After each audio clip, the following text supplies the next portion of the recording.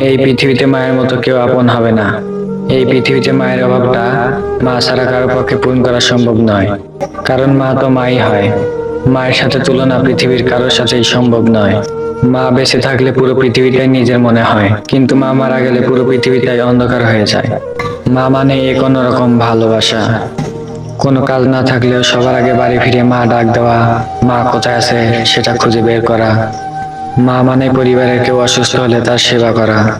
মা যখন হাসে তখন পুরো ঘরটাই যেন হাসে, ঠিক তেমনি মা যখন কান্না করে তখন পুরো ঘরটাই যেন কান্না করে।